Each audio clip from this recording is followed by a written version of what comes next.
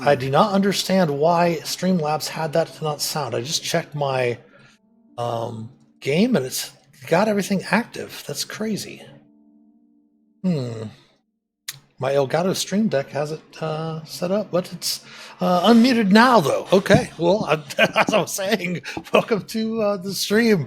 Master of Dungeons here on the Master of Dungeons Twitch channel, twitch.tv/themasterofdungeons. We do have the closed captioning working, so if something happens and you can't necessarily hear us, it still picks up my microphone. So if you want to click on that closed captions, unfortunately, it only picks up my microphone at the moment. I'm still working on trying to find another extension that will enable you to the closed captioning to work on our players' microphones as well. I've got to add something to my headset or something, maybe another extension. We'll look into those sometime this week coming up. But happy Sunday, happy last day of June. Tomorrow's July 1st. We have the Independence Day here in the States coming up this week as well. All right. But our characters, last we left them, they were fighting some animated boulders left off by the Gate of Dur that were sworn to defend the Medusa that the characters have defeated. We left off, it was Ulmor's turn. Phelix and Ulmor were trapped down here in with the Gate of Dur. Shae and Hannibal are up here to the north of them, having just defeated the Medusa and are heading back into the direction of where Ulmor and Phelix were. And speaking of all of the characters, let's go ahead and reintroduce yourselves to the viewers. Phelix, go ahead. I am playing Phelix. I am a Lightfoot Halfling Order of the Scribes Wizard with the urchin background. Grew up in the city of Neverwinter on the streets. And made it to Phandelver with some friends of mine, and we are now exploring some ruins and making monsters unhappy with our presence. Thank you, Felix. Also, guys, go ahead and start with inspiration if you don't have it from the last session. Thank you, Fingers, for the Prime sub for 5 months. That's very, very awesome of you. Appreciate it very much. Next up, we have Hannibal. Go ahead and reintroduce yourself, Hannibal. Sounds good. Hannibal Kane, Way of the Ascendant Dragon Monk, level 7. Hildorf, lawful neutral. Have a beautiful axe named Hugh that likes to smash things. And can't wait to get some more key points. And a very, very 1970s hairy chest on that dwarf as well. Thank you very much, Hannibal. Then we have Ulmor. Yes, I'm playing Ulmor Wakefield, the half-orc bard-barian. So bard-barian, if you will. He's a nice enough fellow, chaotic neutral alignment, but he's very loyal to his friends, so that makes up for any misgivings he has about not giving a shit. And he's very loyal to the cause that they're trying to achieve. And just so happens right now, they're not trying to get to a tavern, but they're trying to get out of this dungeon and survive. Very true, very true. Thank you, Ulmor. And we are running, of course, Shae Moonrise is the NPC cleric, Twilight Domain cleric that is traveling with the companions, has been with them pretty much from the start when their companion Pollock was not able to continue their adventure. So they've been running with an NPC cleric. That is her aura that is currently up. Her Twilight Sanctuary is currently up. And I believe the last time that she rolled, it was 13. And she's taken damage since then. So at the end of Ulmor's turn, unfortunately, she is not up to where you're in her aura yet. But let's go ahead and jump into this combat right here at the top of round 8. Phelix just went, and it is now Ulmor's turn. Okay, yeah, he's in the throes of rage. So he's just going to keep hammering down on these rocks until he has to stop. Okay. Or do something else. So he's going to go ahead and attack the one directly in front of him. I think this one is maybe prone or something. That one actually has a no. It's got a minus to its next saving throw from the Mind Sliver that Phelix cast on his turn. Okay. Yeah. So I'm going to go ahead and just attack it with the staff and see what I can do. A 22 will indeed strike true. damage. For some reason. Oh, there we go. And I believe that these creatures were immune to your poison damage. Yes, indeed. So they're going to take 8 points of bludgeoning. Oh. Okay, so that's all we've got for that. And while I'm here, I'm going to use my. I'm going to do bardic inspiration with the magical inspiration also for Phelix. Excellent. All right, end of turn for Ulmor. End of turn. All right, Sheldon is going to be up. She is going to come through the door.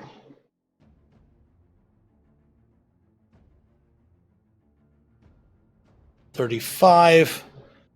She's going to be able to see both of you. She is going to go ahead and cast a mass healing word. Oh, okay. So that's going to give everyone. I don't want to open up her character sheet because that is what's causing us to lag for some reason. I was experimenting with it, and that was opening her character sheet for some reason or another causes a bunch of lag in the Roll20 room.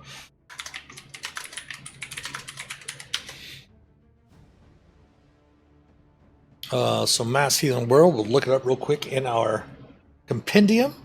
Plus our spellcast ability modifier is a +3, so it's a d4 +3. Up to 60 feet. Hannibal.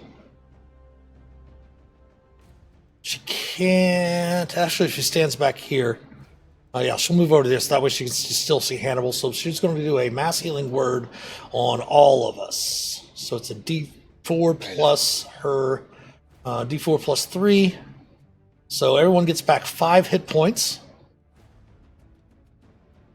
She has not taken any damage yet. That is her, I believe, mass. I just had it up and I closed it down. That was kind of insane to do that. I believe Mass Healing Word is a bonus action as well. And then she is going to go ahead and then drop a cantrip on this one over here, dropping her Toll the Dead on the creature. On DC's 15 Wisdom save. And if it fails, it's going to be gone.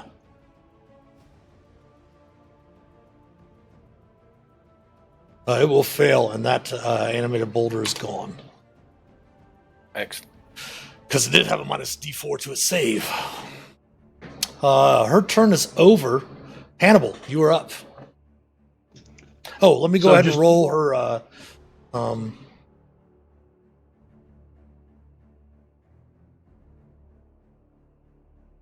3 + 7 is 10, so the temporary hit points goes up to 10 this round. If you don't have any, at the end of your turn, you will get 10 temporary hit points. Okay, Hannibal, go ahead. All right, so I don't remember where we left off last time. I know where the action's happening, right? I saw Shadowrun go, so... Yeah, they were down in the vault. It's weird, I have my my Twitch chat over your screen, so I really can't see anything, which is... Perfect. I'm usually in the room with the business, not in the room where nothing's happening. Well, there was a bunch of business up here, but you killed them all. 10, 30, 40, 45, 50.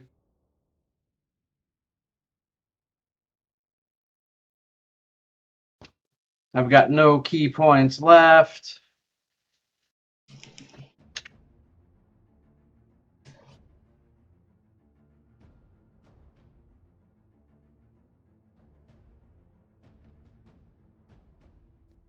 All right, I guess I'll dash into the room and not do anything. Okay.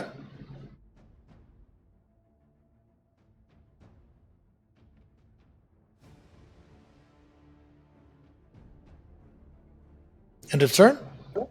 That's my turn with no key points. All right, the bad guys are up. The one that is on Ulmor is going to take a swing at Ulmor. AC of 10 will miss. Bring us around to the top of round 9. Phelix, you are up. Don't forget, Hannibal, your 10 temporary hit points. Thank you, thank you.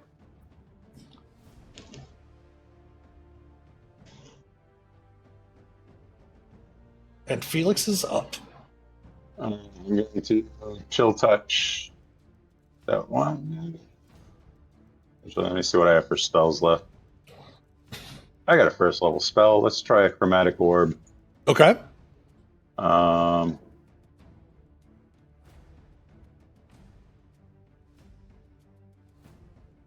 Yeah, chromatic orb. Gonna use thunder damage.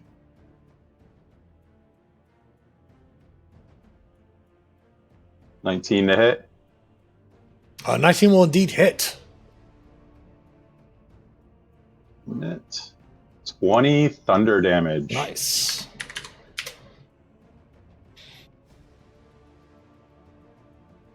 I'm gonna bonus action move my manifest mind. Also, keep in mind, Phelix, just so you know, you're the only one of size that can fit through this setup over here. Yep. Which is how this whole thing started. Yeah. You know, I can see stuff from there, so I feel safe here. Okay. And I'm going to remind Donnie that I am holding haste on him, so or Ulmor, that I am holding haste, so he actually gets 2 attacks. Oh, yeah. Okay, I saw that, but I forgot what I did, what I got to do. I was thinking, yes, I can run fast. So go ahead and give me 1 extra attack, Ulmor, with your staff before it's your turn. Okay, that would miss. All right, so it is your turn now, Ulmor. So don't forget you have the extra action from haste, which you can make 1 attack with that action. Okay. Or you can, of course, do other things with it. He's just going to swing away if he's feeling the need for speed. Do you want to go ahead and... Do you want to attempt your shield bash? As your bonus action? Yes. Well, I attacked already just now, first attack. So can I attack and then shield bash and then... Sure. Hit him, yeah. So... And then real quickly, I did want to ask Phelix, did you want to add your Bardic Inspiration die to that damage? Oh, yeah, I should do that, huh? We did have a week D6. off. So. yeah, D6. The D6, correct? Yeah. All right, so that's 2 more damage. All right, there we go. And then we've got the hit for 9 points, okay? And then if you want to attempt your shove, go ahead and give me an athletics versus athletics. Oh, nice. 5. You want to knock him prone or do you want to shove him back? Knock him prone. All right, so you will have advantage on your next attack against him. For your haste action. Yes. And haste action. Well, I'm in the circle, so I guess I can. I can attack again. Yep. So I'll just do that instead of doing what I was going to do. AC of 20 will hit for 12 more. Nice. All right. Anything else for Ulmor? Any movement or anything like that? No, he'll stay right there. He seems like he's grounded, fair enough. Rooted. All right. So Shaelren's going to go ahead and step forward again over here. She is going to cast another Toll the Dead on the creature. Attempting its wisdom saving throw. I'm not going to get to kill this. Aww. Oh, it's only 9. It's only 9 necrotic. And Hannibal. I've never heard a whiny dwarf before, but Hannibal, you're up. I want to kill it. Fuck. All right, I'm going to swing Hugh with advantage because it's prone. Correct, sir. Sweet. That will miss, unfortunately. Second attack. That will definitely hit with an AC of 25. And that will kill the final animated boulder. That was animated by the Caleb Dur, taking you all out of combat. Ooh, I think that's probably the longest one we've ran since we started. Many rounds. 3 weeks. 3 weeks, right? 9 rounds in 3 weeks. taking you out of combat. Of course, you do find yourself in the very familiar room of the vault, where you would have recalled finding the potion of invulnerability, all of that gold, all that extra gold you found, and some of the holy symbol that I believe Hannibal is wearing actually currently, as well as, might have been helpful. and then of course the Eyes of Minute Seeing, which I think you gave to Phelix, I believe.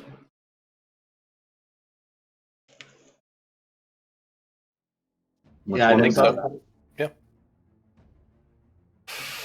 So you've explored the rooms to the north. The only room you really didn't, Eyes of Minute Seeing, yes.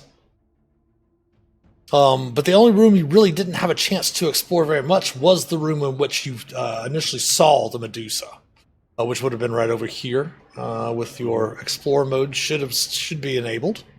Should be able to see that ping. Yep. Yes. And then, of course, there's the room where you captured the drow down here, which you haven't really explored or examined those rooms.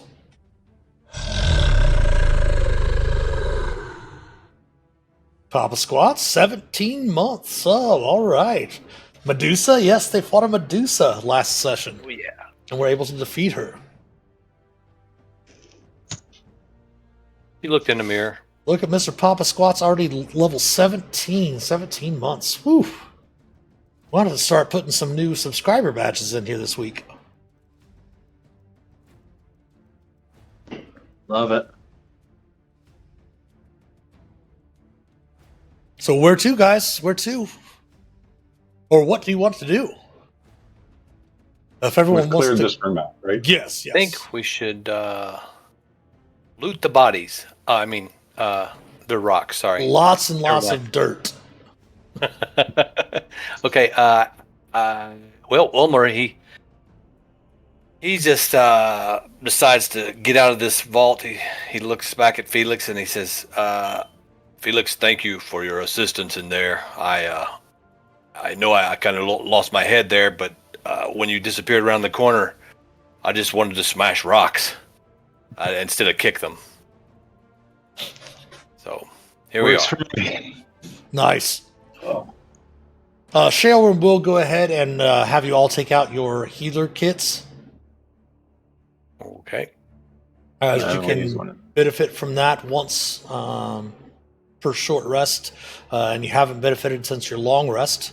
So this will be for each of you plus 11, because it's your plus 4 plus your hit dice, and your hit dice is 7, so that'd be plus 11. So Phelix, you can gain back 14 points from the healer feat. Ulmor, you can take back 14 from the healer feat as well. And Hannibal, 14 as well. And everyone go ahead and put your 10 temporary hit points on from her aura also. And then please take a usage of your healer kit off of your healer kit. Will do.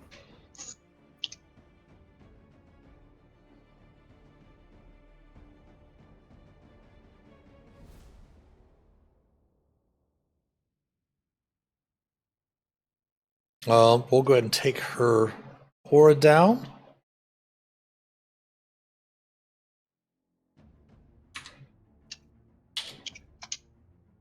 There we go. And where would you like to head to next? You should be able to still see where you've been before, right? Yeah. Excellent. So,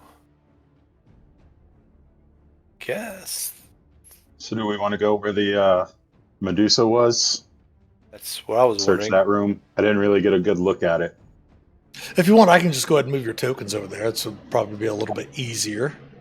Okay. Navigation purposes. Bring the Manifest Mind over there as well. In this room, yeah, because you basically saw it, Phelix, and immediately turned to head back. But it does appear to be some sort of... The walls of this room are carved with images of dwarven miners kneeling in pious reflection. 3 statues of humans kneel in the room's corners. An altar against the room's east wall studded with sockets as though for gemstones. A door to the south leads further into the temple. Studying the sockets carefully, well, of course, when Felix had opened the door, there was studying the sockets carefully. Was a pensive woman with snakes for hair, but they're no longer there.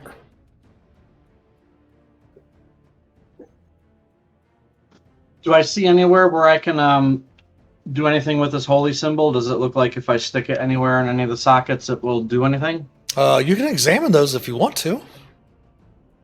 Will do. Go ahead and take advantage on it. We'll add some advantage because of your stone cunning as a dwarf.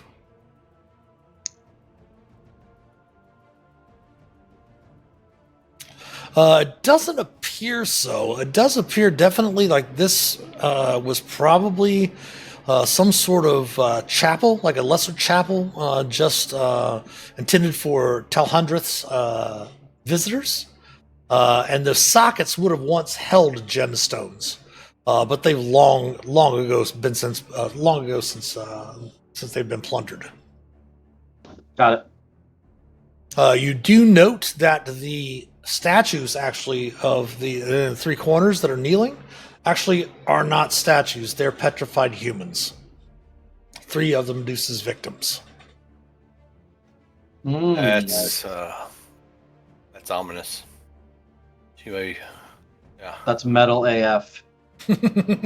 Force them to bow down to her and get turned to stone.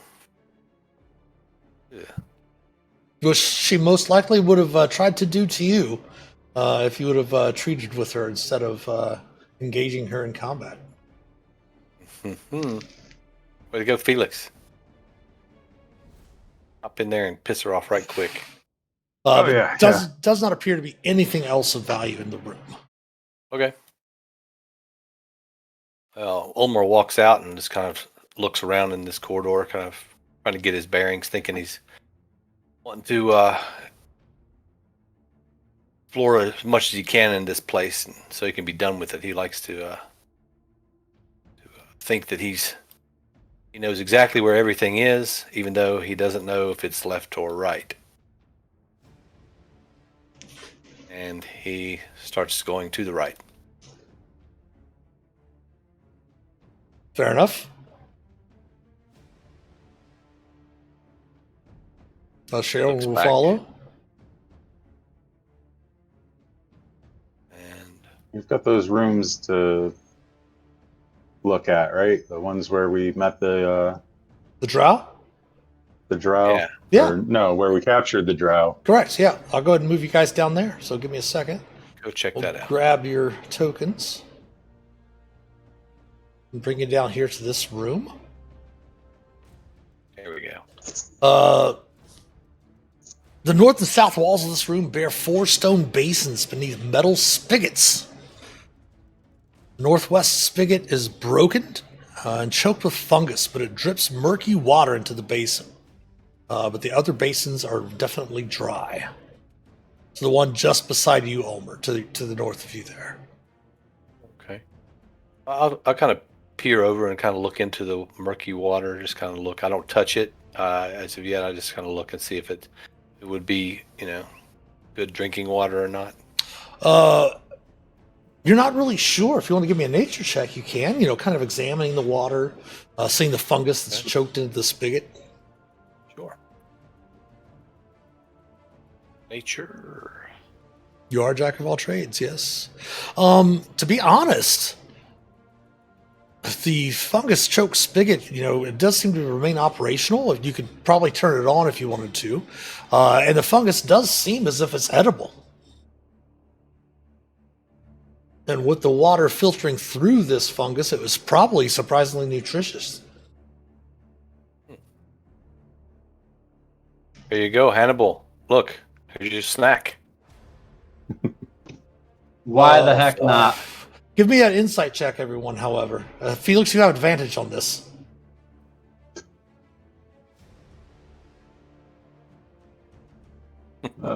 Say. Oh, nice, Hannibal and Felix. This is probably what those human mutate cultists were subsisting on. So it might be fairly nutritious, but definitely probably is infused with a bit of far realm energy. Enhance my character? Yes. Okay. Not sure I'd drink that. I'll take a pass. Oh. But it might, of course, take a prolonged exposure to it. Okay. Yeah. Ulmor passes on that too. He kind of. Well, maybe not. Sees a look on everybody else's face and decides maybe he doesn't want to eat that fungus after all. He grabs some venison jerky out of his pouch. Pasquale says, "Drink the fungal waters." Oh, okay. He wants us to drink the fungal waters. Oh. Okay, so maybe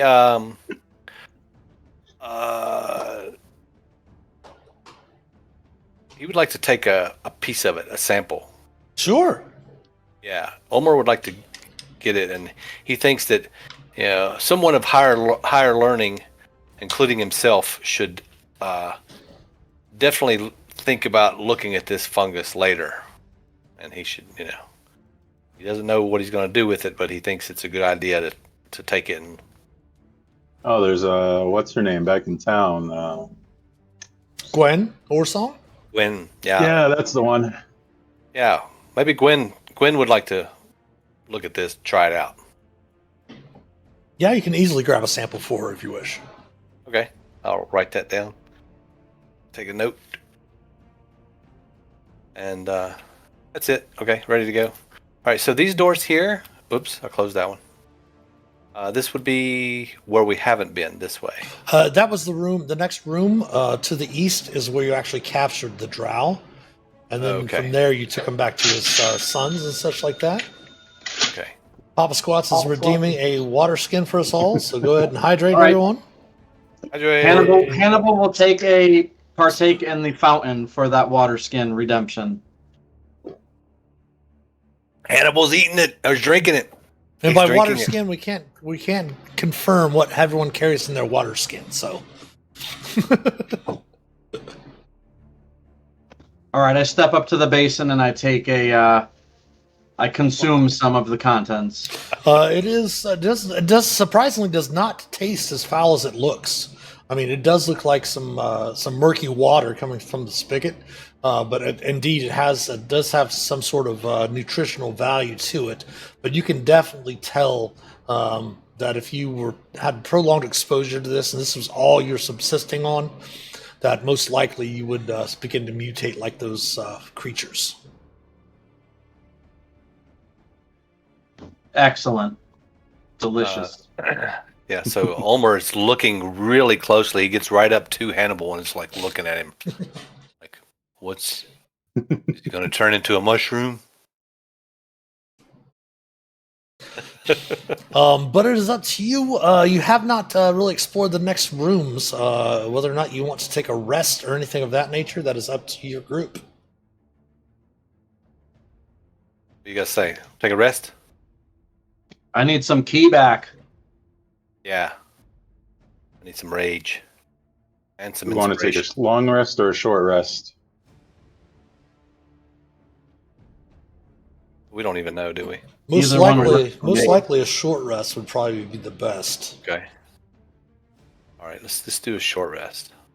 The mystic energy that flows through my fists is lacking. From the library, when you were all down here in the library, you did find a basic outline of the map, as well as the map of the Talhundreth, and you do know that there are stairs somewhere to the south that will lead down to the crypt. You also note that there is most likely the remaining down there would be like the main altar, the worship hall.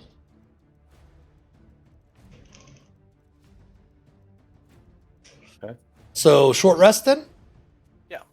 Yes, please. All right, go ahead Yeah. and take the benefits of a short rest. That D20 roll is for random encounters, and you do not get a random encounter. Watch conjure them up. So.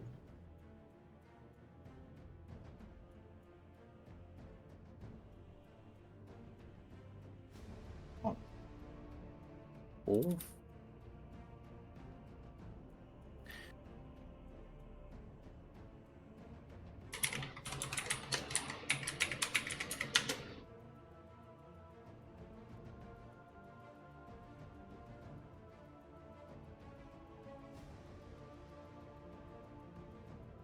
So what about our temporary hit points? Is that a change?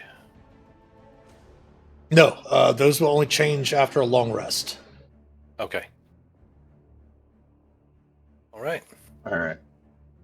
Couple spells back. Spend 1 hit die.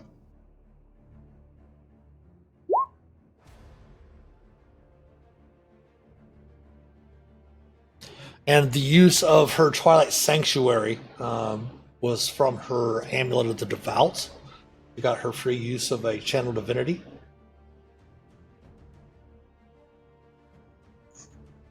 Cool. Yeah. So let's see, we did a short rest.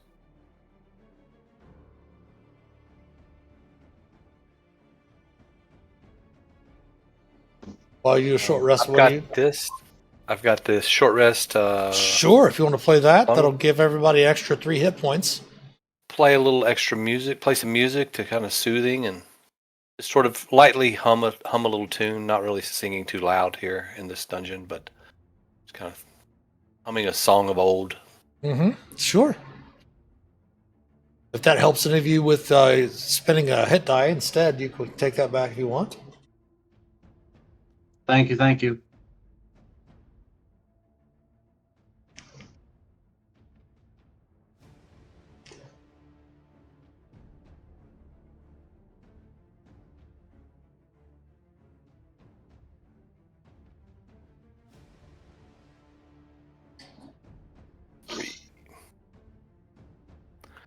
So, I'm ready if you guys are. Ready and ready. All we right. didn't have anything that needed identifying, did we? Oh yeah, I don't know. We had, of course, we had the eyes of Minute seeing. I think we knew what everything was: the immovable rod, the corruptive health. There was a platinum necklace, but it wasn't. Oh no, wait. Platinum necklace. Dumathor. That was elementals. that was the immune? holy symbol. Holy symbol. Okay. Yeah, that Hannibal currently has. Okay. All right. That's it. So yeah, we're good.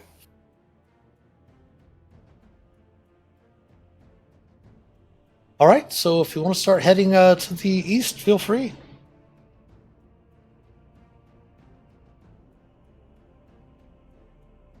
Entering into the room, Ulmor, you do briefly remember being here when you subdued the drow, but you see columns here within this pillared procession hall bear images of pious dwarves holding mining picks. The images probably once brilliantly painted, but only the paint around the eye sockets and the clasped hands of the dwarves remain, leaving like an impression of sickness around the pillars. But you do note that there is a double set of doors to the south and a double set of doors to the west, southwest. Right. He goes up to this door. He'll listen. Listen at this door. Kind of just. Is this a stone door like the rest of them? Yep. Okay. Yeah, just kind of touches the door, listens to see if there's anything going on the other side, if you can. Go ahead and give me a perception check.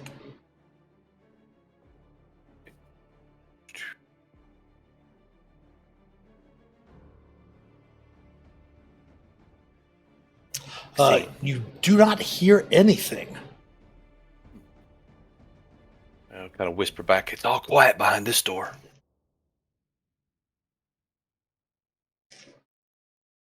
Should we go in?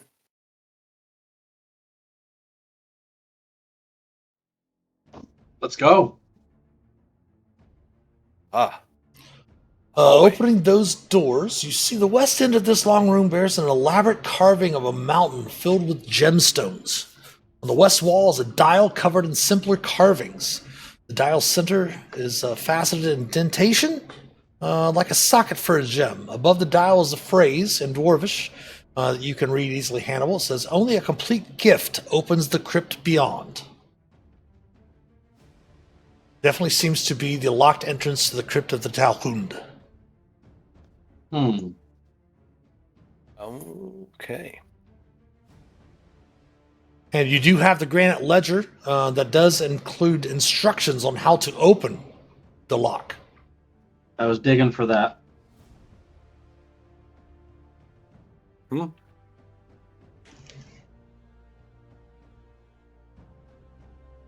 you got there, Hannibal? A key? Magic thing?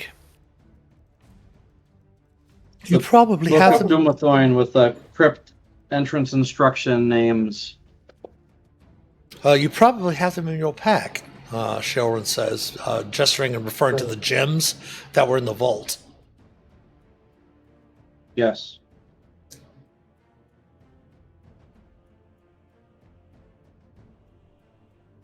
So, but that would lead into the crypt. If you're ready to go into the crypt, that's up to you. I asked Ulmor if there's anything more up here to explore. Just the other doors.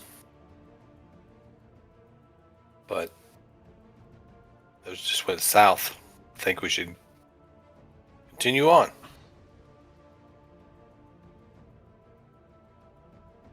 But I don't know. What do you think, Phelix? Should we... I was thinking check these out before we go. These other two doors out before we go into the crypt itself. Phelix usually has pretty good ideas. I think we should go into the crypt first. I mean, go into the other door first. Oh, Ulmor. All right, I'll knock on this door. I mean, I'll listen at this door. Okay, give me a perception check again. Shelrin will guide you. Oh, thank you. 14. Plus a d4. – 17. Nice. You hear bubbling. Bubbling. Like maybe tar or something in the distance bubbling. Here's something back here. I described what you said, bubbling, goopy something, bubbles. It's probably fine, right? Sure. I'll open the door. You see some pillars beyond. Oh. More pillars. Several pillars carved with the images of mountains. On the pillars? Yeah. Ready to go. I Looks think around. so. And I'll step inside the room. Okay.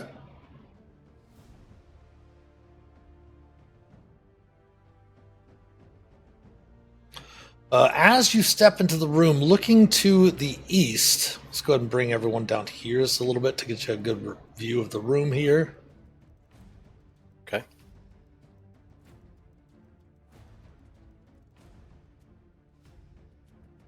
The hall is several pillars carved with images of mountains. Some of the pillars are broken and blackened as though from an intense fire.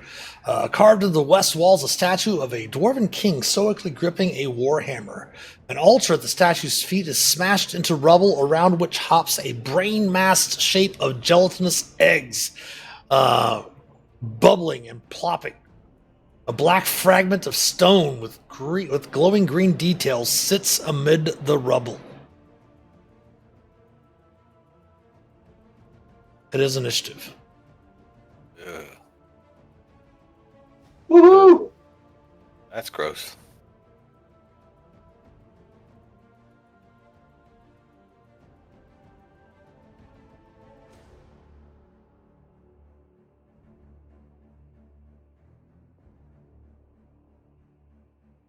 I'd hope Fabiella would be on the right layer. There we go.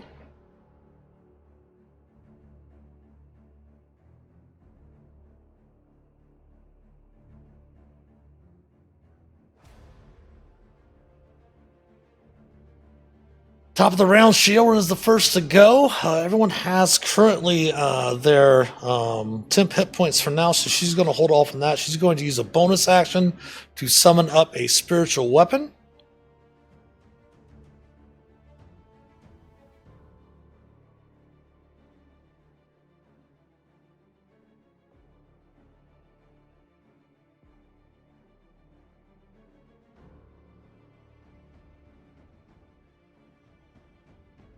And she is going to miss the creature with the spiritual weapon.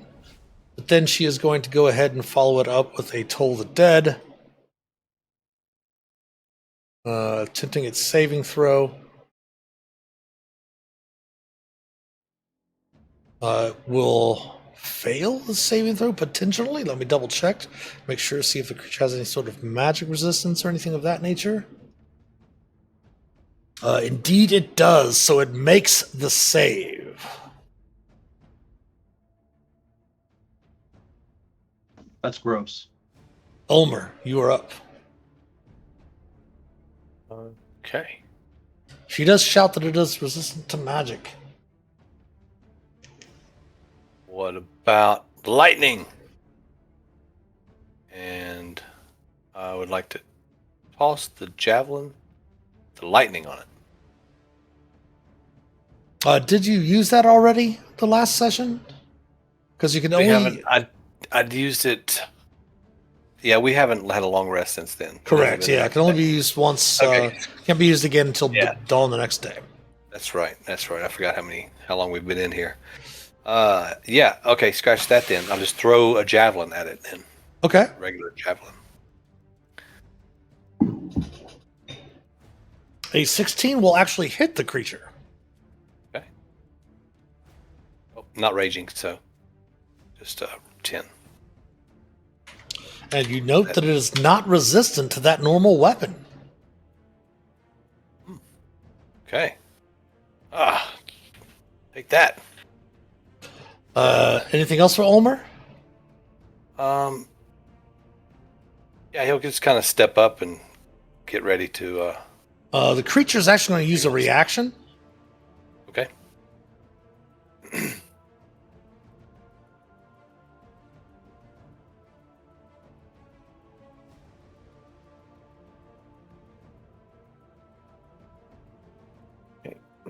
Ooh. Didn't like that. It moved toward me. All right. That is Hannibal's turn. You're up, Hannibal. All right, checking my character sheet. I have one last use. No, scratch that. It's up here. We're gonna fight. I'll say, excuse me, Sheilran. Excuse me, Phelix. Swing through. Look at this gross thing and hew at it. Okay. 25 will strike true. Second attack with the hew on the backswing, Will miss. hitting the pillar next to me. All right. And I will give it one punch because I don't know what this is going to feel like. Okay. You. The AC of 10 will miss. That's it for me. All right, Felix.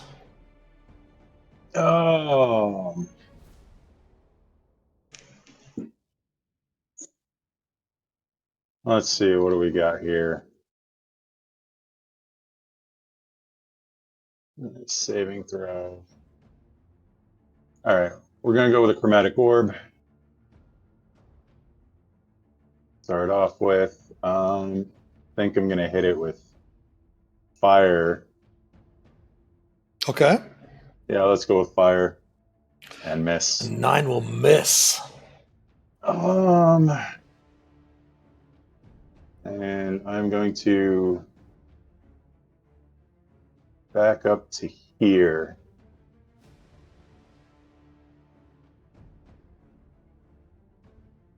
End of turn. Yeah, I'll move the manifest mind and my turn. All right. The creature is up. On the creature's turn, you see it bubbling even more, and the eggs on the massive brain-shaped creature, see a few of them pop and spews forth 4.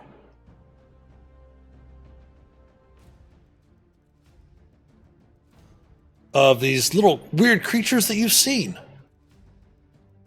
Oh no.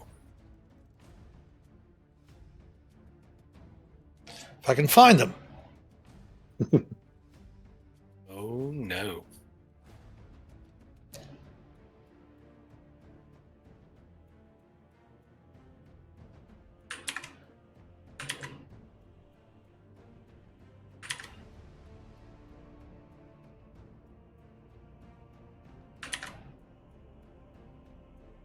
We will roll them into initiative.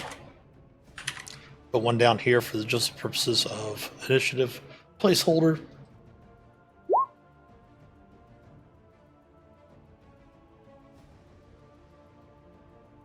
All right. That is its turn. It does not. That's its only action, I believe. Nope. My apologies. It has multi-attack and can replace one of the attacks with the spawn progeny. So then it's going to go ahead and make a slam attack against the person who threw the javelin at it, which is Ulmor. AC of 18, Ulmor.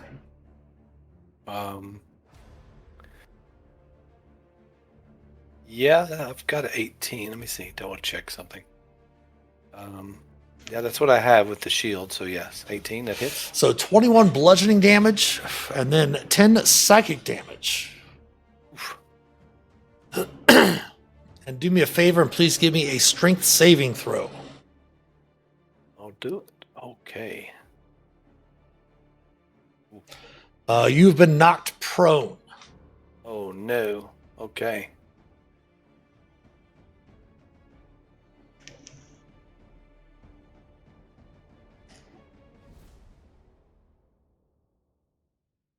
Top of the round, Shaelrin is up. She will step over to Ulmor and say that we need that rage magic going, if you still have any. But she is going to actually step over to here and cast Spirit Guardians.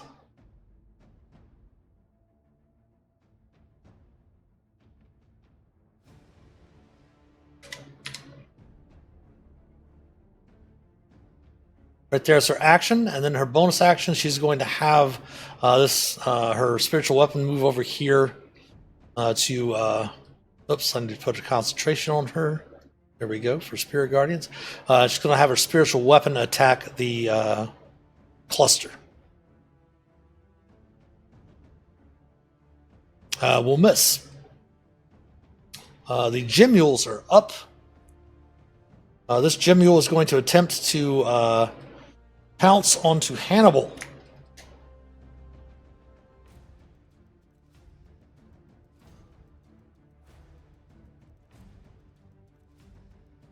Or to leash, I should say. So, Hannibal, if you would, please give me a dexterity saving throw. Will do. No problem. Nice. Very nice. And then we'll Psychic Slam. With an 8, we'll miss. Phew. This one is going to move around. Actually, no, wait. First, let me go ahead and make their saves. DC 15 versus the Spirit Guardians. I forgot about that. My apologies. Give me a second here. Oh, nice. Wisdom save for the top or for the bottom one on Hannibal.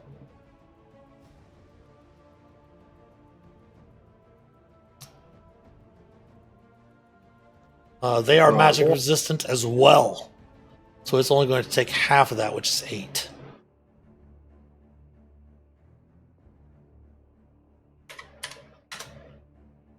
The one up by Ulmor.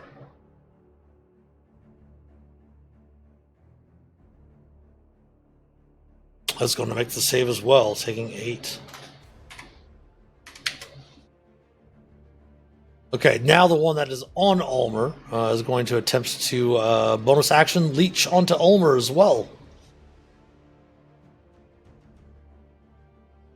So Ulmor, please give me a dexterity saving throw. All right. Oof. It latches onto Ulmor. And then is going to... I keep pulling up the wrong creature. There we go. There's the Gym Mule. It is a melee weapon attack with advantage for 16 psychic damage. Oh.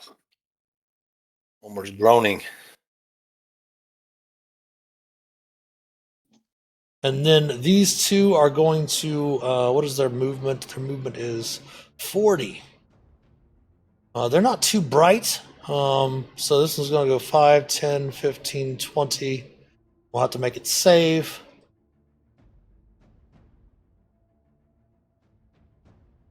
It will fail, taking the full 17 points of radiant damage. So there. 5, 10, 15, attempting its save.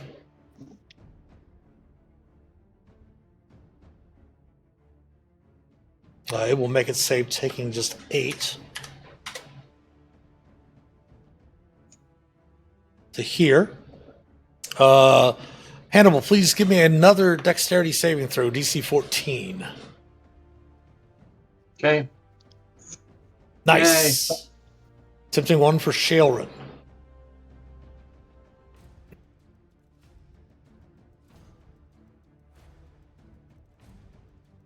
She fails. It does leech onto her. So a psychic slam at both Hannibal and at Shaelrin. Hannibal first. AC of 19. Yep. For 7 psychic. And then against Shaelrin, missing. Ulmor, at the start of your turn, you'll take 10 psychic damage. Okay. Which And puts I you didn't to take- 1 hit point, right? Because of being a half orc. Well, I didn't take any from my my temporary hit points Oh, gotcha. before, so I just took them just now. Sure. I have 10, so that would take me. So I guess I still have 6. Yeah, you're still good. Yeah, you're good. Okay. Yeah. But it is your action. You can stand up now if you want.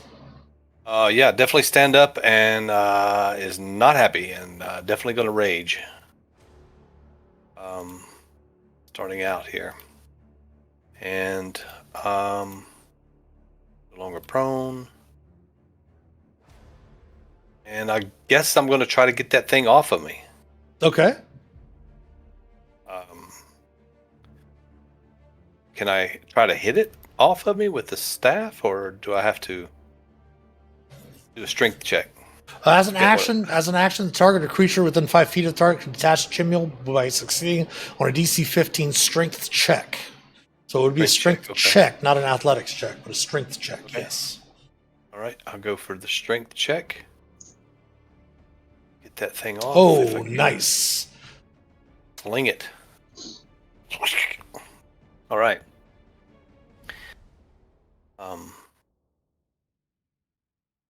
Okay. And then before we continue on, we do have a ad break coming up here in just a few moments, so we'll let Ulmor finish their turn on the other side of the ad break. Stretch your legs, use the restroom, grab some snacks, refresh your beverages, all, and we will be back on the other side of the ad break. So stick around. We'll be back in a few.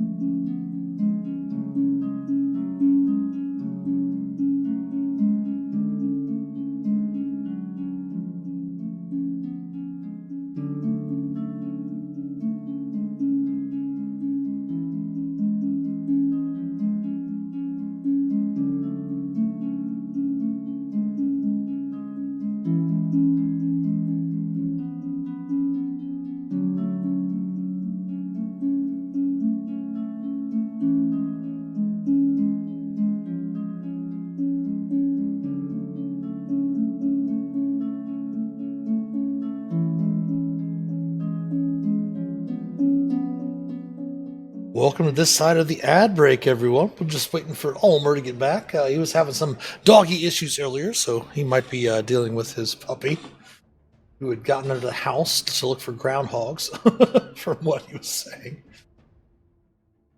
Hope everyone had a great weekend so far. Coming up to the shortened work week. I'm assuming most people are going to have kind of a shortened work week with the national holiday coming up. Yep. Spent most of my day yesterday, riding in the car. The riding in the car. Yeah, I went up to my in-laws. My father-in-law, he has a family reunion every year. And they decided to have it at their house this year for his side of the family, for his dad's side of the family. And my wife and I drove up there yesterday, spent some time with them last evening, met a lot of his side of the family, which I had never met before. My wife and I had been together for 28 years, and I had not met most of them. She hadn't actually seen many of them since she was a teenager as well, so it was really cool for her to see some people as well. We spent the week in Virginia on vacation with my in-laws. So yesterday was our day to drive home from that. So we both had a weekend with the in-laws. Interesting. The in-laws or the outlaws?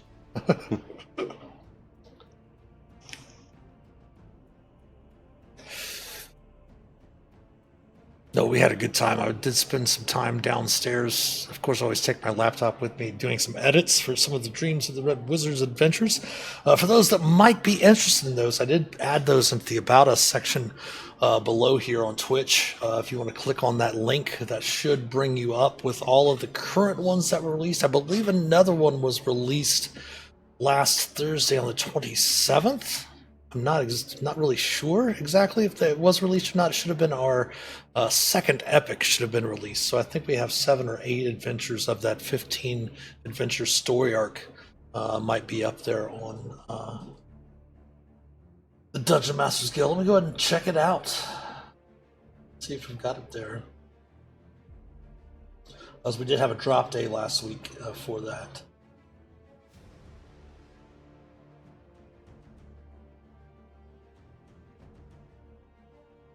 Can you hear me? Yes, yeah. Okay, cool. Sorry. Although we did have Dog. Sorry. some different we do have a couple of storylines. They're still waiting to get some of them out, which is we do have, of course, our Shae storyline that Baldwin Games does specifically. We also do the Dreams of Red Wizards, of course, for Wizard of the Coast, and then the Dragonlance storyline, which they're still trying to get those through editing and format and layout and such to be able to get those printed also. So yeah, there's a link below. You can go down and check that out. We have, I believe, 7 of them up right now. We have the first epic and then 2 trilogies that are out. The first tier 2 trilogy and then starting a tier 3 trilogy as well. So if you have a chance, check those out with the link below. The cover for Adventure 6 looks really cool. So we almost had it all. Yeah. Yep. I think I do I like love the helmets on the ground. Yeah. I do love the fact that it's a full official D&D product. It doesn't. It is for Adventurers League, but of course you can play it non-Adventurers League as well. Adventurers League is just organized play for those that might not be familiar.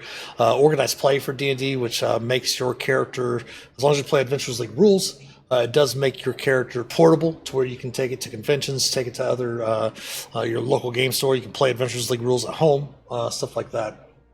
We're playing Adventurers League with this campaign, but the only thing we're doing different from this one is that since the characters are playing just contained in this adventure for now in the hardcover, they're not duplicating all of the items. Normally at the end of a session playing Adventurers League, all of the magic items duplicate so everyone can take a copy of that. We're not doing that until the end of the adventure. Then they'll be able to go through and everyone can claim a copy of all the magic items they've encountered. So, all right, so back to our combat. Ulmor had just used his action to make a crit 20 roll with his strength check to get the Cephalon Gemule off of your leeching off of you. That was your action. Do you have any bonus actions or movement? Well, his bonus action, I guess, was raging. Oh, yes, that's true. Yeah. So, and as far as movement, I think I'm just gonna stay right where I am because of that pillar there. Okay. Yeah, he's just gonna stay there. All right, Hannibal, you are up. All right, I think it's time to swing Hugh down and then back up again. So the caption's Yes. back on. Yeah, you will. You will crit. I'm assuming it's on the big one in front of you. Yes, sir. Nice. 18 points. And again, on the backswing. That will hit as well.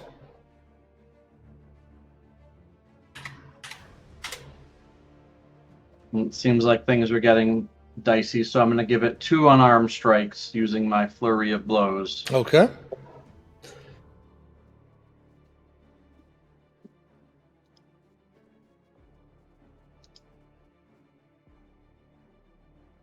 Does 17 hit? 17 will hit, yes. Cool. I'm just waiting to see if any of those are going to be attempted to be a stunning strike. I think the second one will be. I'm going to knock off 2 key points. Okay. You did just get him back after a short rest. Can't use them when you're dead. That is true. No offense, Ulmor. But Yeah, thanks. what is your DC save? Is DC 15 or is it con save, right? Con 15? Con 15. I'm trying to find it now to pop it in chat. No worries.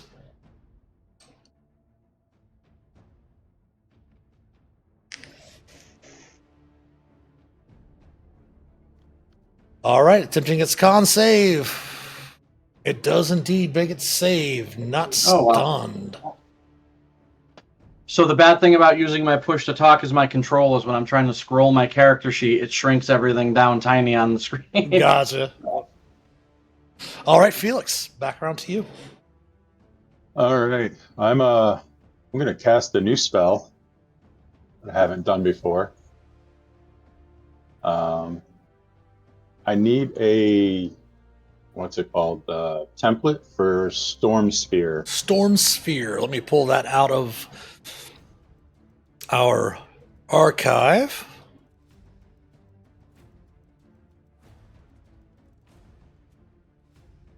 Storm Sphere. Oops, there it was.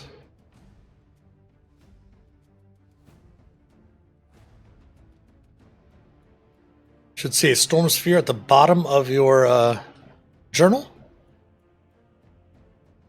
Journal. Oh, okay. Yep.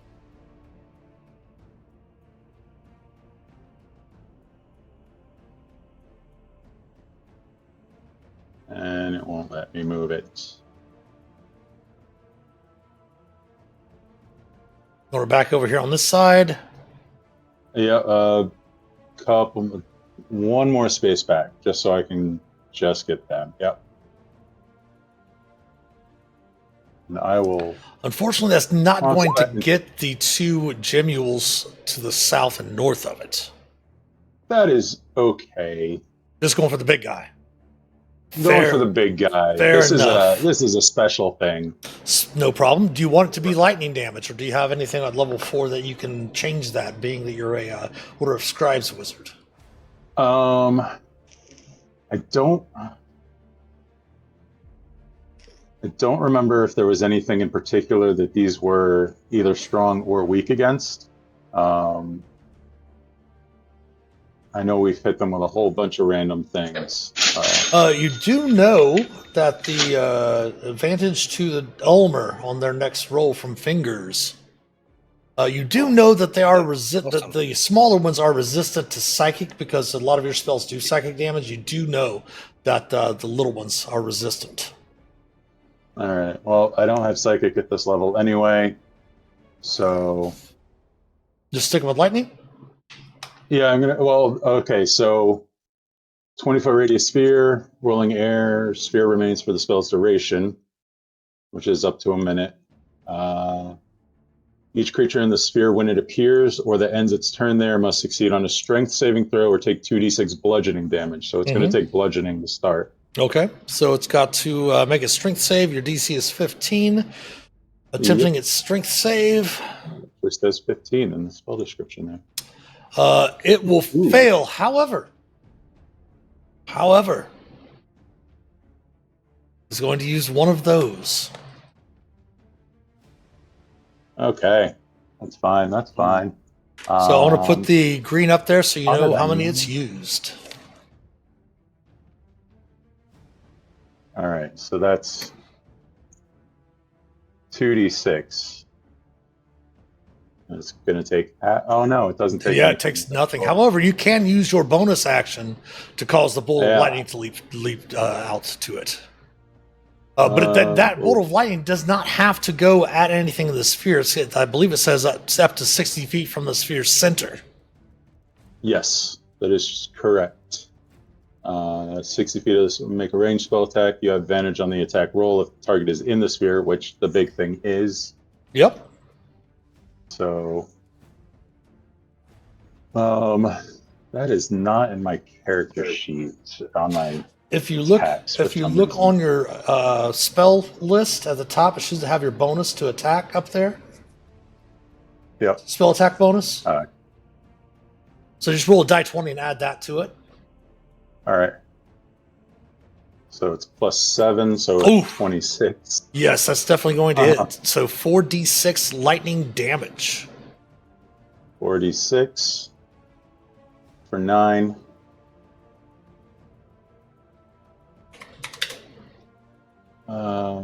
Choose within 60 feet, make range spell attack with advantage on attack roll. Oh, I have advantage. Oh, let me see if I can get a 20 on that. Crit fish away. Nope. That's fine. I'll go ahead and pop your the concentration marker on you if you would too, please. Yep. Anything else for Phelix? Just making sure that's everything I can do from that. All right, that is it. So all right. I am done there. The creature is up. The first thing it will need to do is it will need to make a save versus Shaelren's Spirit Guardians. Let's see what Spirit Guardian says this round. 12. All right. Attempting a wisdom saving throw. It will succeed on the saving throw because of its magic resistance, taking 6 radiant damage. It is going to switch its attacks to who's done the most damage to it, which would be Hannibal. It does not have its spawn progeny available because that is only available after short or long rest, so it cannot create more of those creatures. So it is going to try to attempt 2 slam attacks against Hannibal. AC of 20 Hannibal. Yeah. For 17 bludgeoning and 13 psychic.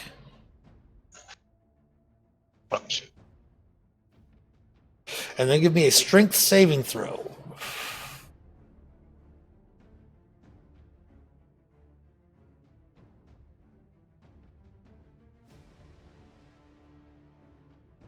Growl at it. Nice. Very nice. And then an AC of 19, Shit. which does 13 bludgeoning and 11 psychic. And then another strength saving throw.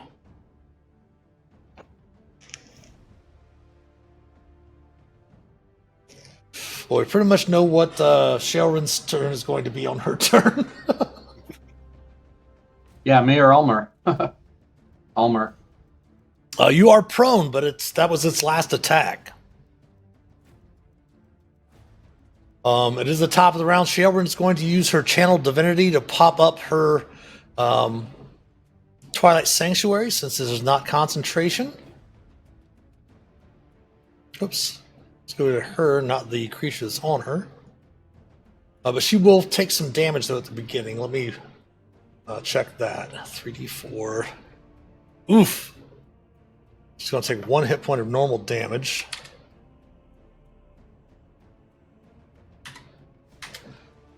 First thing she will have to do is make a Constitution saving throw for concentration. The DC is 10. She has advantage because of Warcaster. not a problem. She maintains her concentration on the spirit guardians. So let's go ahead and pop up her other aura, which is 30 feet. At the end of her turn, which is now, I don't think she has. She does have a bonus action. She does have a bonus action with her spiritual weapon. So she is actually going to take that bonus action to attack the Jimule, the cluster of eggs. She will hit it on the numbers. This is a level 2 spell. She will do 8 force damage to it.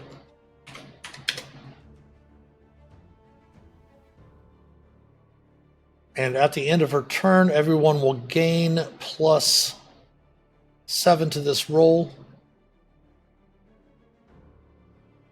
Everyone will gain 10 temporary hit points back. Hell yeah. Hey, Mitch. Yes. At the end of the creature's turn, it has to make another strength saving throw for the spell From your sphere. Oh, for the bludgeoning. Yep. Yeah, that's right, for the bludgeoning. And that is another strength save. Yep. It will make the save. Okay. Okay, that was Sheldon's turn. It is the Jimule, the little ones that are up. Let me move this one back over here. All of them are in her Spirit Guardians, so let's go ahead and attempt their... it's a con save, right? A wisdom save. DC 15, so we'll do the one up here to the north first.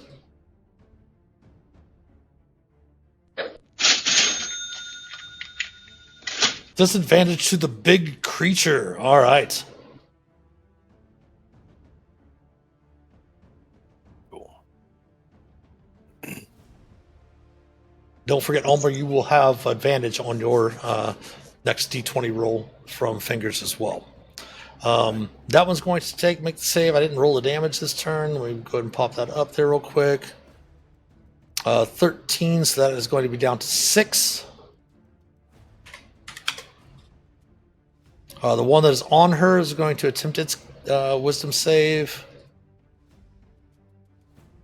It's going to succeed because they're magic resistant for 6. One down here to the south.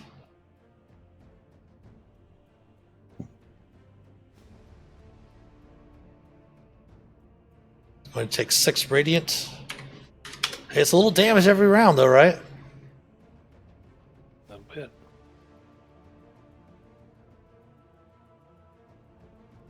And 6 for that one as well.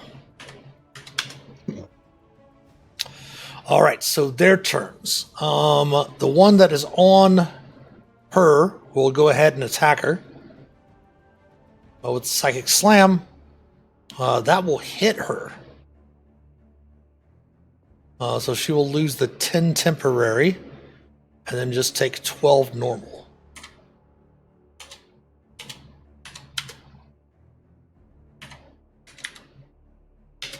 We will have her attempt a Constitution saving throw to maintain the Spirit Guardians.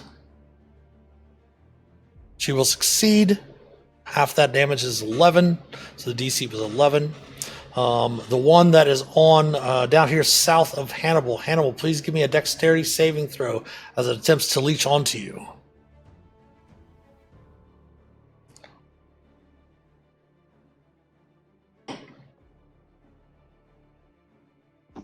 Yuck. It will leech onto you and then attempt a Psychic Slam, which will miss. Give me another Dexterity saving throw.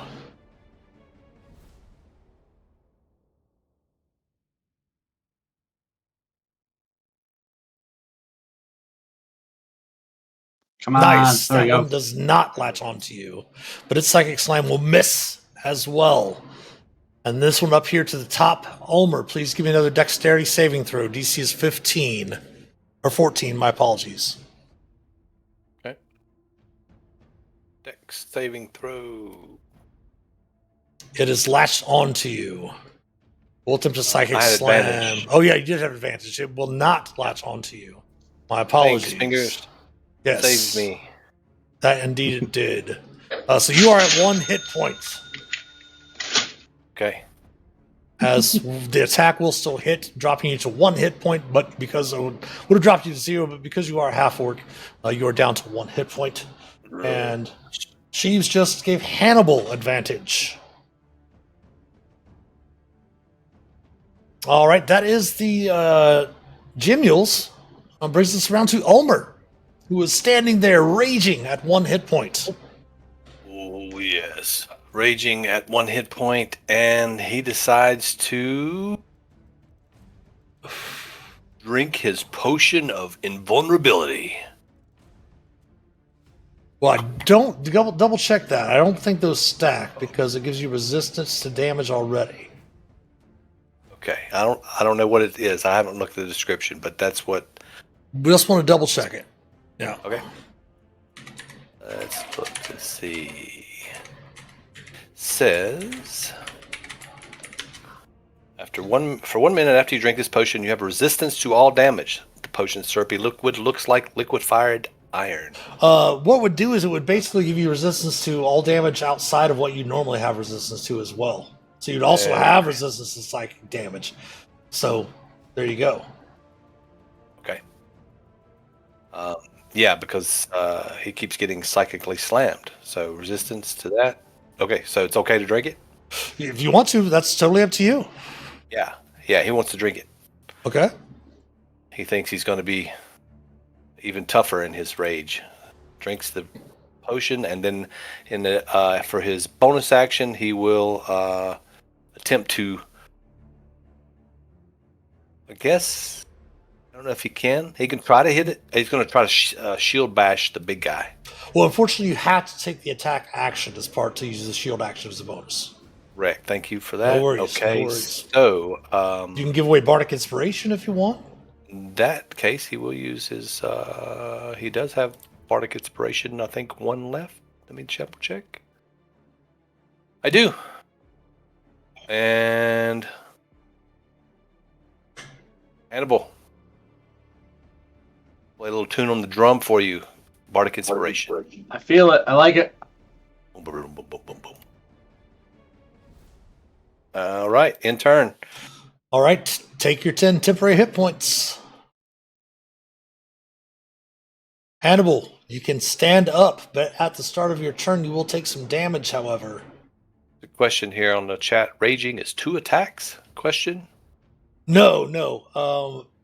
Extra attack only comes at 5th level for a barbarian, and I don't believe Ulmer's 5th level on a barbarian yet. I think Ulmer's just 4th level, right? In barbarian? Yes. Let me see, double check how I. Oops. I didn't mean to do that. So I think you went 3 and 3. Yeah. Bard and 3 and 4 now, I Yeah, think. 3 and 4. Because he was like looking at his magic not being as effective to help his friends and his attacks. So if he does take when they level, if he does take 5th level as a barbarian, he will get an extra attack. Yeah. Yep. And he was doing 2 attacks earlier because I had him hasted. Yes, because he had him Haste. hasted I earlier. was doing haste, Yeah. yes. So you will take 7 damage at the start of your turn, Hannibal, from the creature being leashed onto you. Damn it.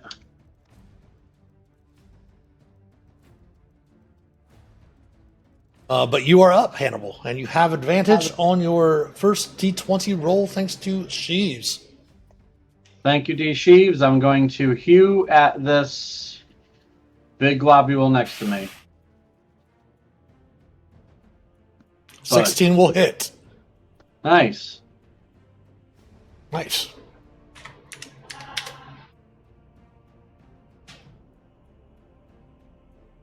Since D inspired me, I'm going to use my inspiration for advantage on this attack. Okay. That will hit. Whew. I'm going to stunning strike. Knock down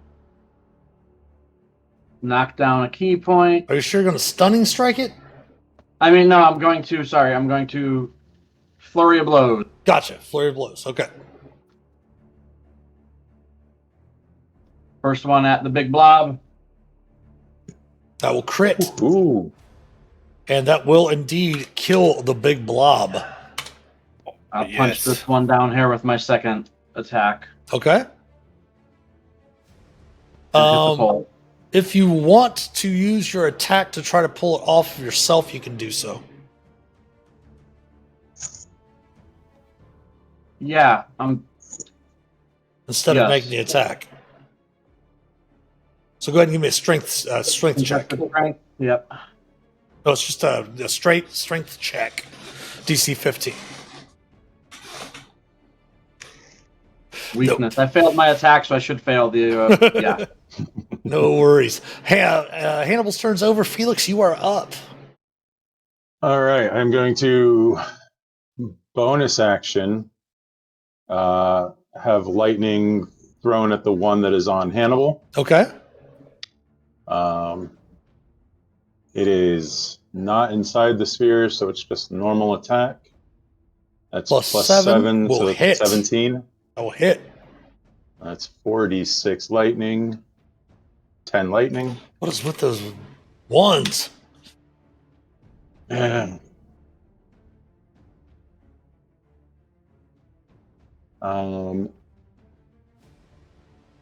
then for my action, I'm going to throw a chromatic orb at the same one Okay.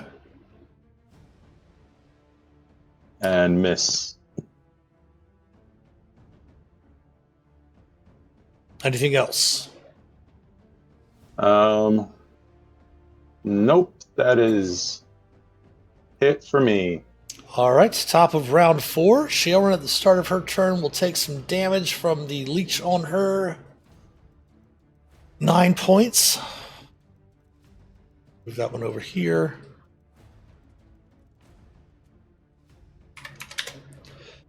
She will attempt her saving throw, con save with advantage, DC 10. Whew! Thank goodness for Warcaster, right?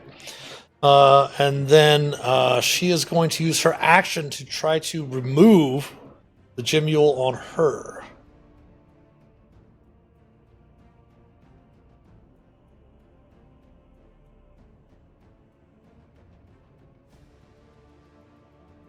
Oh my gosh, are you kidding me? She made it. 15 was the DC. Oh, Winning. And then she immediately turns around and has her spiritual weapon move up to 20 feet over here and will attack the one that is on Hannibal, which will miss. Damn it, Shalrun. All right, start of their turn. They all must make a saving throw versus the Spirit Guardians. This round, the Spirit Guardians is doing 13 radiant damage. All right, attempting the Wisdom saving throw for the top one. It will succeed, taking 6. The one that is actually over here, which is not on her now. Wisdom saving throw. It's 15. Will fail, taking the full 13 points. The one that is on Hannibal will fail, taking the full 13 points. Ha! nice. And the one to the south there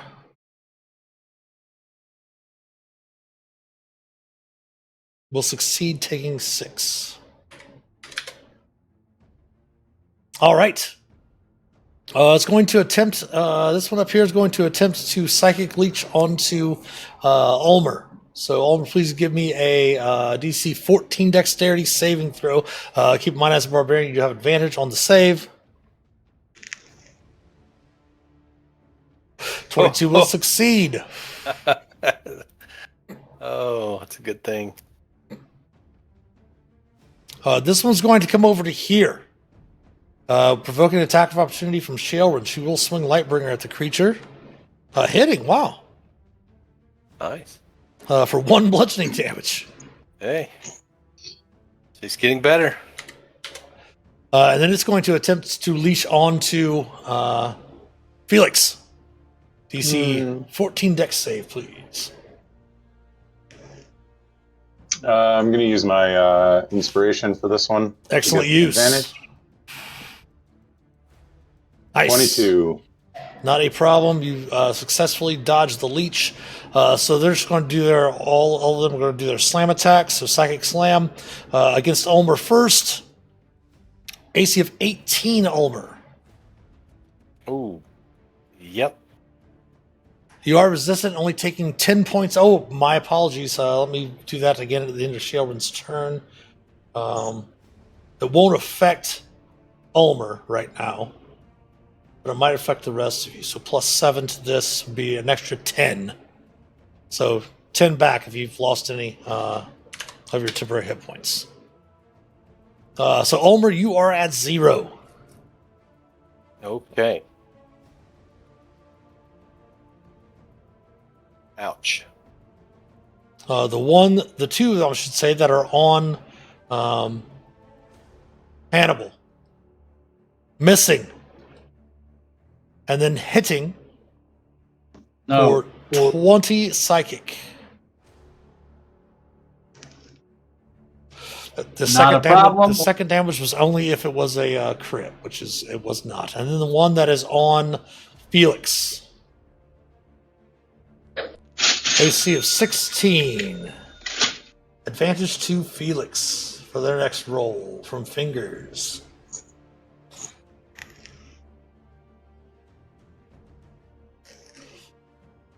So that will miss Phelix. Yep. 17. And that will bring us around to Ulmor. Please give me a death saving throw. Give us a natural 20. Death saving throw with inspiration. Yeah, if you want to use your inspiration, you can. Yes. Okay. I will. Okay. Let me get to it here. Death save, ready, go. Oh. Oof. Go ahead and roll one more. And all right, you did get a success though, so mark down 1 success. 1 success. Got it. Hannibal is up. Excellent. I'm gonna attack the one that's on me. Real quick, okay, before you do that, just so the viewers know, you have to have actual hit points to benefit from temporary hit points. If you're wondering why Ulmor didn't get the temporary hit points at the end of his turn because of the Twilight Sanctuary, it's because you actually have to have actual hit points in order to gain temporary hit points. Go ahead, Hannibal. All right, can I attack the one that's on me? Of course. Going to hew it. That will hit. That will kill that one. I'll take my second hew attack at this one. Okay. That will hit.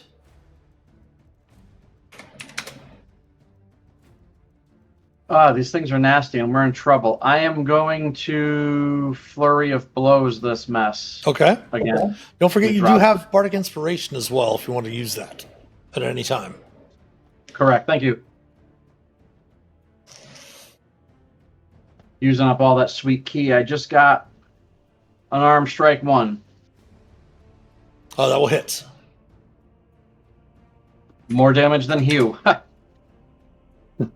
Unarmed strike 2. That will hit. I'll make that second one a stunning strike. Okay.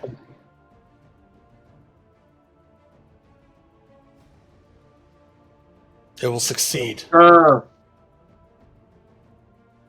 All right, and that's me. Yeah, I have a potion, but I used all my actions. All right, that's me. All right. Take my 10. Phelix, you are up. Yes, take your 10 temporaries, definitely. All right. Well, use my bonus action to hit this one in front of me with the lightning bolt. bolt of lightning from my spell.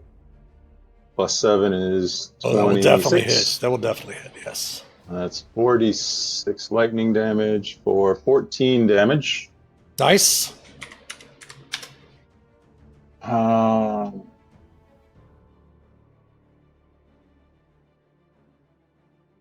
Unfortunately, I think your current wand is out of charges right now, isn't it? No, I have 3 charges on it. Gotcha.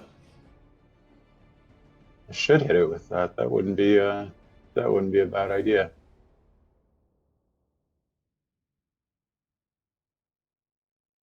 Yeah, you know what? I'll hit it with that. I'll use 1 charge off of the wand. Okay. Roll the die, and we'll see how much damage it does. Multiply it by 3. 12 damage. And the viewers go crazy. Because it's at 1 hit point. Nope, it had exactly 12 hit points left. Oh. We. All right. And that's my turn. All right. Take your 10. Oh, you're already at 10. Shae is up. The first thing she is going to do as her bonus action is to move the spiritual weapon down here to this Gimule, since she doesn't have one on her now, which is nice. She will hit, doing 11 force, and the crowd goes crazy again, as that one had exactly 11 hit points. And then her action is to turn around and cast a 2nd level Cure Wounds on to Ulmor. Ooh. For 7 hit points back, Ulmor. All right. And she's going to move, but at the end of her turn, plus 7 will be 11 max, or 11 temporary hit points. Those watching also, temporary hit points don't stack. You just take the highest of the 2. And she is going to move over here, though, to try to get the Gimule to come at her. But it is their turn. At the start of their turn, they must make another wisdom saving throw. Let's see what the Spirit Guardians does this round. Ooh! Wow. Attempting its wisdom save. It will succeed, but it will take 9 radiant, though. And we are going to roll a die on the creature. Let me double check their intelligence. They're not very smart. So we're going to roll a die 2. A 1, it will go after Shae. A 2, it will go after Ulmor. It's going to go after Ulmor. Ulmor, please give me a dexterity saving throw.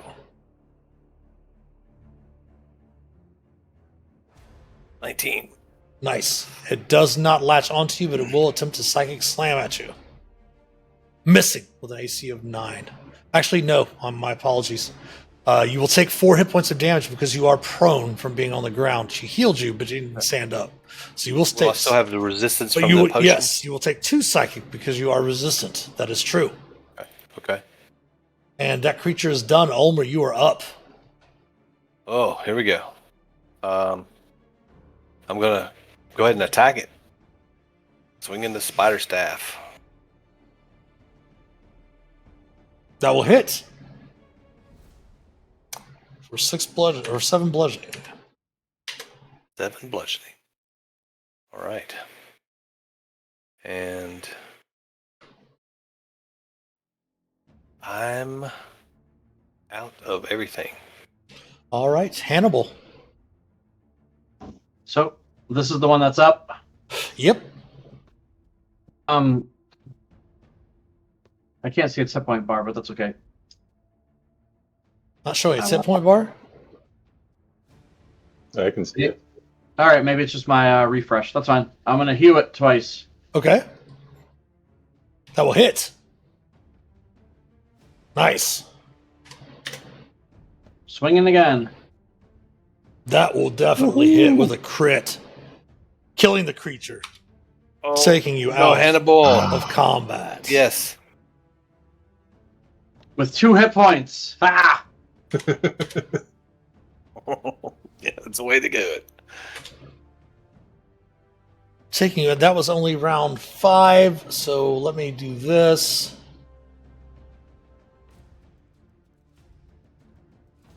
All right, everyone, move your temporary hit points up to 13.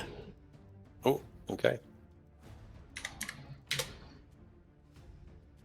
Before I would go to drop her aura.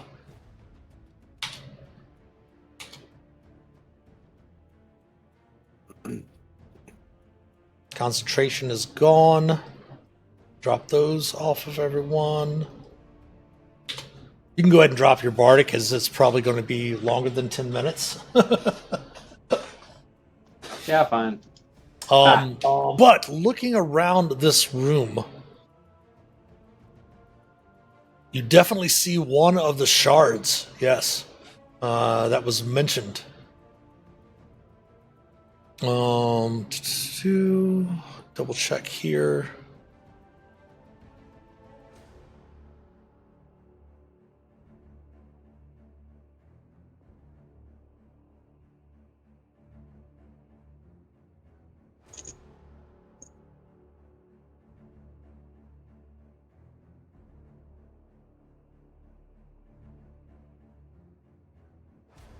You do see that the shard itself, this piece of this obelisk fragment or whatever it is, definitely is black with glowing green details throughout the segment itself. It does weigh about 50 pounds, measuring more than a foot square.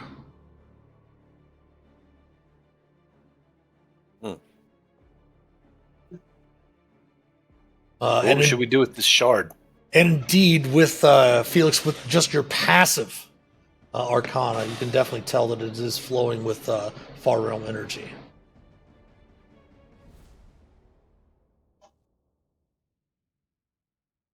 What can we do, Phelix? Can we smash it? I don't like the looks of that thing. I don't know that smashing it'll help. I think getting it away from here, though. Didn't we have a bag of holding? I don't think we do. I thought we recently scored one. The closest thing I think we've seen to a bag of holding is Gundren's portable hole. Yeah, that the dwarf had. He did not give it up, that's for sure. Yeah. Yeah. Okay. All right. Well, I guess Ulmor could just we But it's could only wrap it up and he could put it in his pack. Yeah, I was going to say, it's only 50 pounds. You should be able to carry it yourself. Yeah, Ulmor will carry it. He'll just wrap it up in the blanket. I mean, it's only like a block like this big, like a foot by, 1 foot by 1 foot by 1 foot. So. Oh yeah, okay. Ulmor, bounce on your head like a pretty princess. You're a pretty princess. And I'm holding it with one hand, and I hand it to you, Phelix. No. No. It's heavier than I am. It weighs more than them. But Shaelrin does suggest grabbing it and at least heading back before heading into the crypts to head back to Phandelver, as it might be time. Might definitely be time to get back there and try to get rested up before heading into the crypts. Oh yeah, okay. Yeah. Good point, Shaelrin. I'm feeling a little weak. I've got one spell left. I think I need some chicken and some ale. Ale. Indeed. I do have this brandy though. Oh. He's putting the block into the pack. He pops out the small cask of brandy and takes a swig off of that, just to get a little fortitude since he went night for a little while. Still doesn't know the size of that cart that hit him on the way through. Fair enough. So back to Phandelver. Yeah, sure. Let's get out of here. Sure. Can we just You indeed make our way back to the entrance? You indeed are able to make your way back to the entrance and make your way back to Phandelver. Let's go ahead and move you over there. Okay. I love fast travel. You are able to actually stop by the remains of the house that you had you encountered the first Gemules at when you were saving Pip, as you recall. Oh yeah. Your clubhouse, as it were, for Ulmor. And Gwen Orsong is there, and you note that they've cleaned up, her and some of the local children have cleaned up the place, and it will be very suitable for you all as a base of operations, as it were. Oh, excellent. So before you make your way back in, you can, of course, store those obelisks here, the pieces of the obelisk, without any problem. And you will also be able to take a long rest before heading in the rest of the way into town, which is not too far. It's only like a mile or two to actual town itself. But after you take this before I should say you take this long rest, we're going to go ahead and take another small little break here, as we do have a ad break coming up here in a little while, because the players are going to level up to 8th level. Eighth level. Woohoo! So we're going to take a small little break here. Again, the ad break is coming up in a little under about 4 minutes, 5 minutes or so. So we will have the players level up, and then we will have them come back at 5 after the hour. So stick around, everyone. After the break, we'll see what the characters have done with leveling up to 8, and we'll see you then.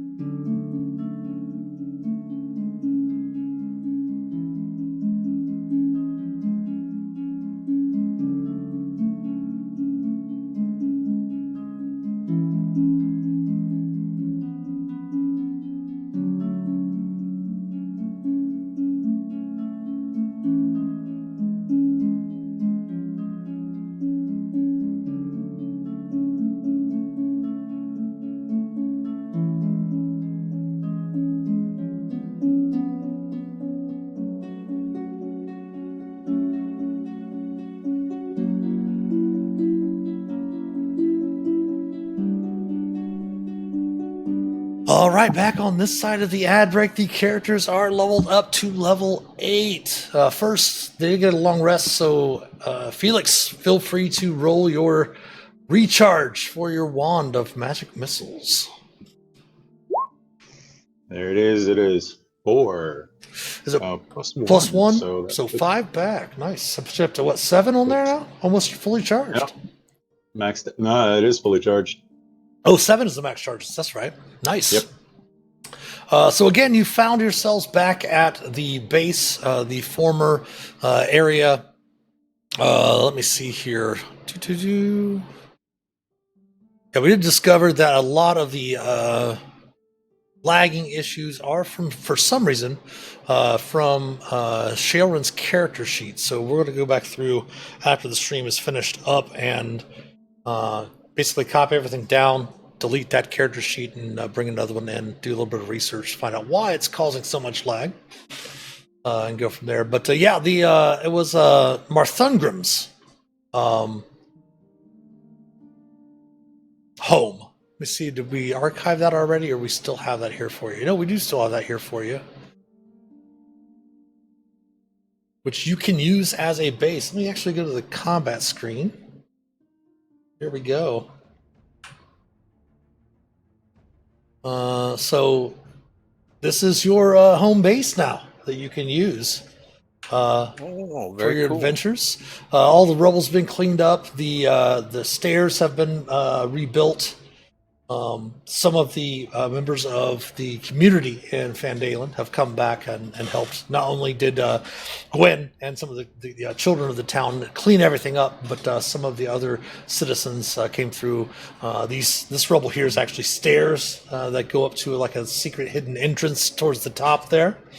But everything is working now. You have the kitchen in here. You have a small little altar back here to Dumathoin that was also converted into an area where Shaelren can have a place. She doesn't mind sharing if anyone wants to share the room as well. There's also another large room up here that a couple people can sleep in also.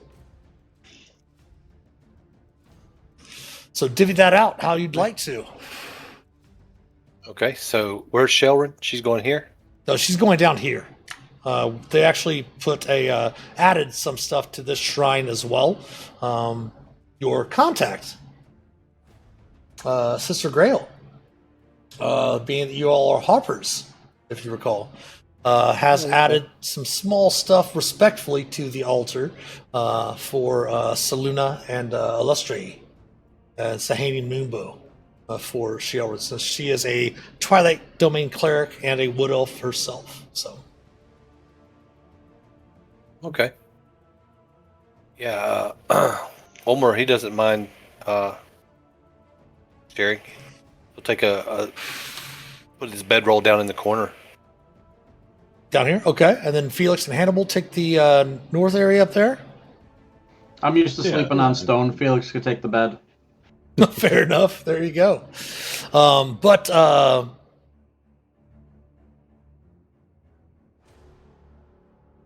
Gwen does arrive back with you all to find out what you discovered in Talhundreth.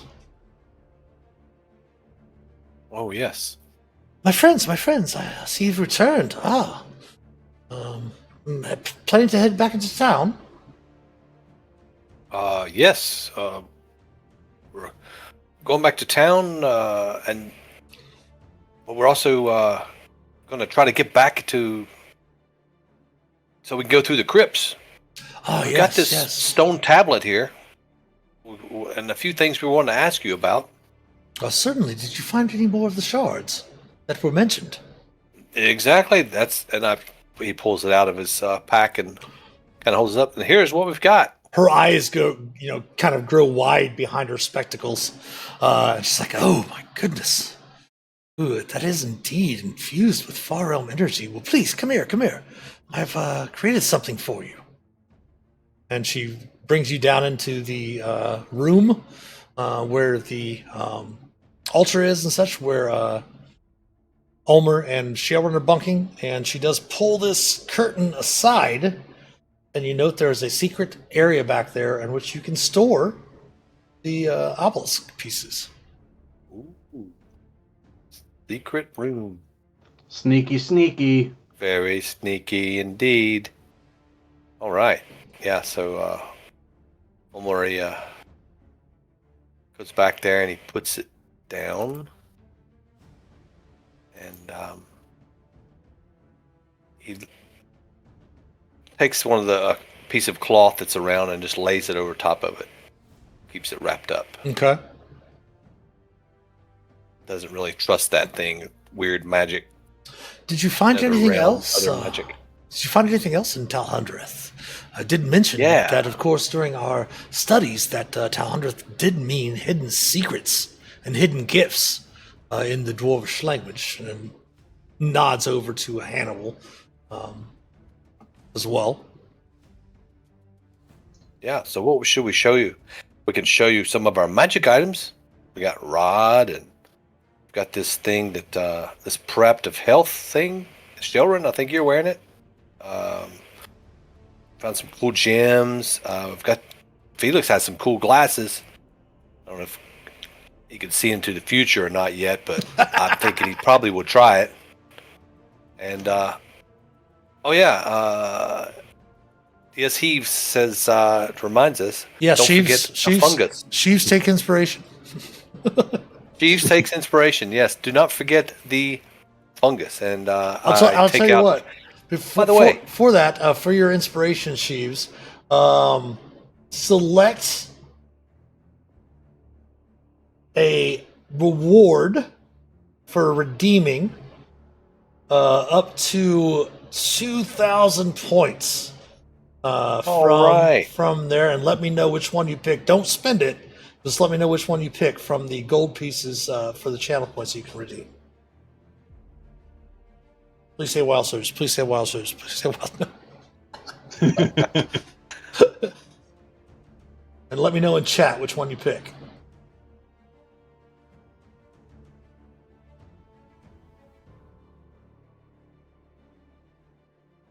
Wild surge. All right.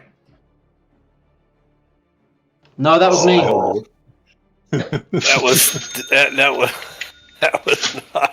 That was not a hit. Oh, it's like what? And Sheaves says wild surge question mark. Sure, that's up to you. You don't have to do wild surge if you don't. Just 2,000 points or 2,000 gold coins or less, and we'll let you. I'll redeem that for you. Oh boy, that is your choice. For those just joining us, welcome in. Welcome in. We had a one of our viewers. She's going to go with that. All right, sweet. So our next spell cast by anyone, whether it be a player or an NPC, will be a wild surge. So just in case, who knows? Phelix might cast a spell here. So let's go ahead and bring out our random effects generator token in case a wild surge happens while we're here at their base.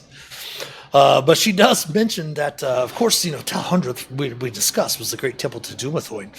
Did you happen to perhaps find the crypt's entrance? The crypt to the crypt of the Talhund? Did you see it? I show her the journal as well. We did. We found it. Her eyes, she's just, it's almost like she's overwhelmed with the amount of information you're giving her. Oh, I've studied all of this. I've never had a chance to see it in person. Oh, I so envy you. Well, not judging by the bloodstains on your clothes, but I definitely do envy that you've been able to see this in person. Is there any directions of how you're able to get past the locks? Oh yeah, Hannibal. He's our lock master. He read all those dwarven runes and he just snapped his fingers and things were happening. Oh, that's right. You pulled out the granite ledger, didn't you? Yep, I show her the ledger. And again, her eyes it's almost like her mind seems to be swirling with questions and things like that from all of her studies and everything. She's like, I would note to be careful. There are many important priests laid to rest in the crypts of the Talhund. It says there's lists names, but these don't seem to be the names of those that were interred there. I believe it might have just been a list of some of the miners and different visitors and such like that. From what I understand, those in the crypt of the Talhund were buried and interred there anonymously.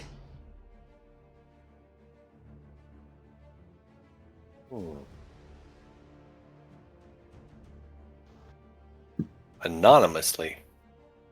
So they didn't know who they were? No, they buried them, but they did not leave any markings, being nameless in the face of Dumathoin. Oh, okay. Makes sense.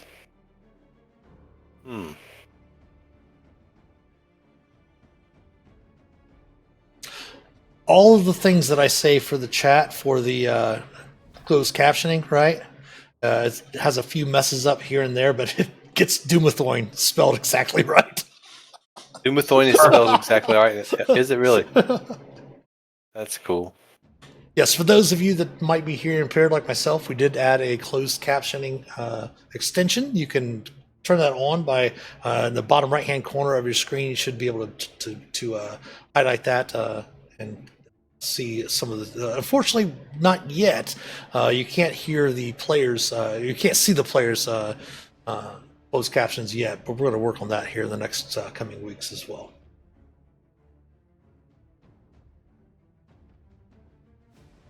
But she does go on to mention, Gwen does, that, of course, that mind flayers had came through the area.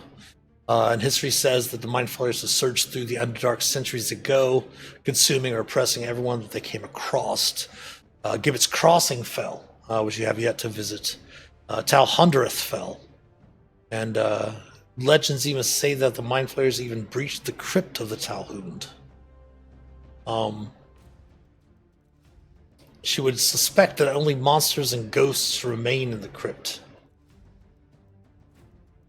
So you mean to tell me that we don't have to worry about anything because there's monsters and ghosts, but there might be mind flayers?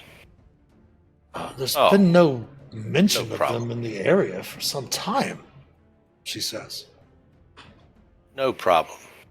Yeah, well, we've encountered these really weird little pyramidal shaped things that really pack a punch.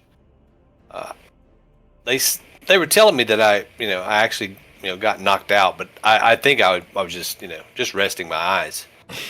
But and she's literally looking at you with her eyes wide, just listening to your story. And yeah, these weird little pyramidal things, and there was a brain shaped egg sac thing that would pop, and these weird little jelly pyramid things that would beat on you and then smack you around, even in your head. It seemed like it was terrible. I hate those guys. Oh, yes. You had mentioned the Gemules before, but you actually saw a swarm of them? Yeah, they were like in a big blob.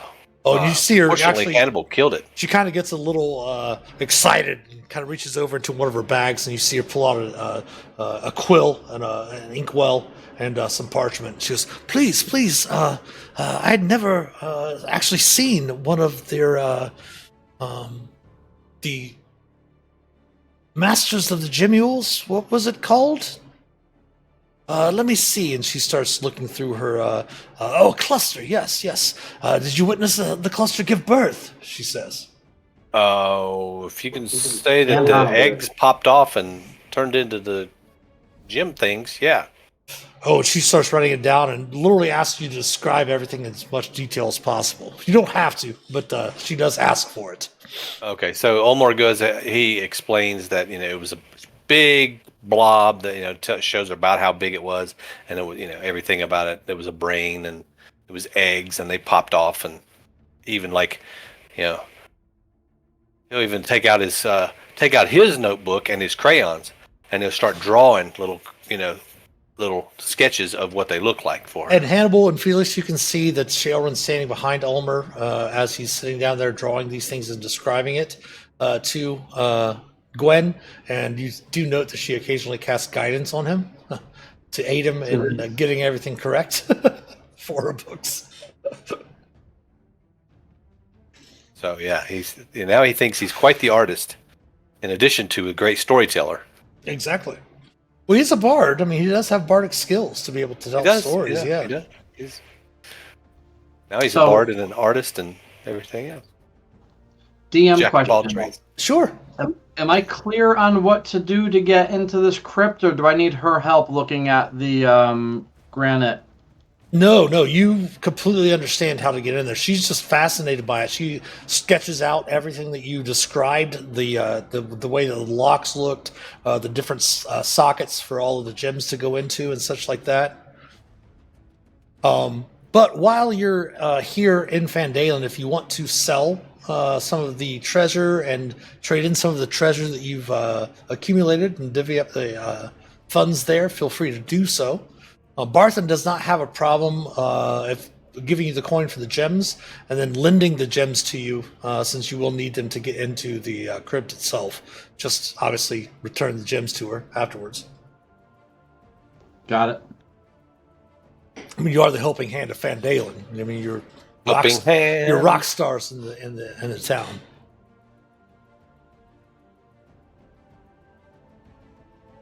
Roger.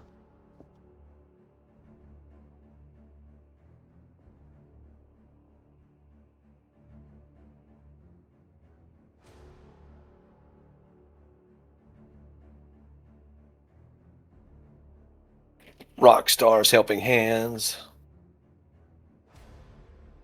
Ulmor says, "This is a really, really wonderful clubhouse we've got here."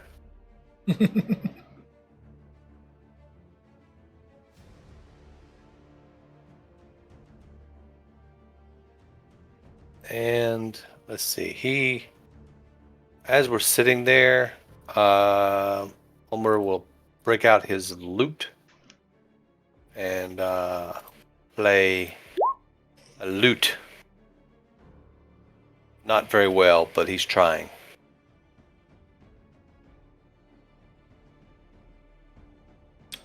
So go ahead and sell all of the stuff. Do you want to keep Hannibal? If you want to take some of your share of the coin and keep that Doomthorn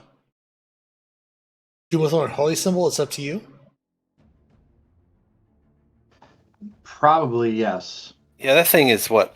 Immune to elemental magic or elementals or something?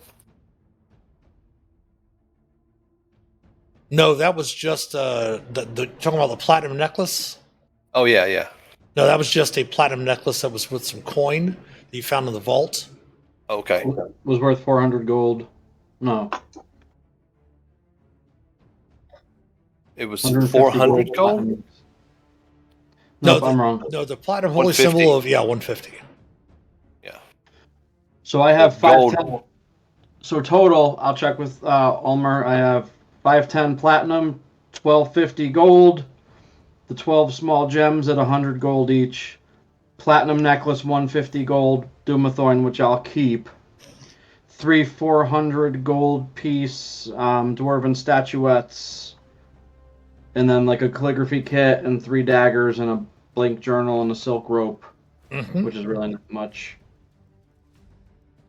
So basically, take that coin, divide it up amongst the 4 of you, and then 150 gold pieces of it can be that holy symbol for you, Hannibal. Yes, got it. Okay. So minus 150 for Hannibal? No, divide it all up equally, and then Hannibal will just take 150 of his and just take that away, and then he'll have that holy symbol instead. Okay, gotcha. Do we want to pool some money for a bag of holding, if we can? I don't know if we can. There's a place we can buy a bag of holding. Unfortunately, there's not in this area. Okay. Ulmer's strong enough to carry everything, except a tune. Oh yeah. Well, that's we'll see how that plays out. I got 1,077 gold pieces each. That was 4,310 divided by 4. 1,077.5. So that'd be 5 silver then for that. yeah. So 1,077 gold and 5 silver. Sounds good. Nice. Replace some of the healer kits. Yep, you can purchase anything you want to purchase from the player's handbook. We also have things that you can pick up from the shared campaigns as well. Potions, scrolls, things like that. If you want to take some time also, Phelix, to scribe any of the spells that you've picked up from spellbooks and scrolls, you can take the time to do that as well.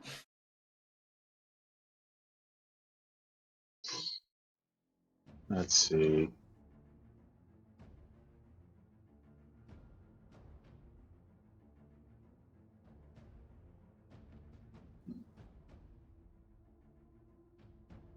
I believe it's 50 gold per spell level.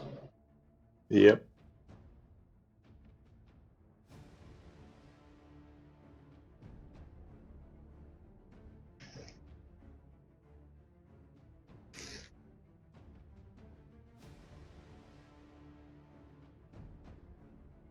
All right. Let's see.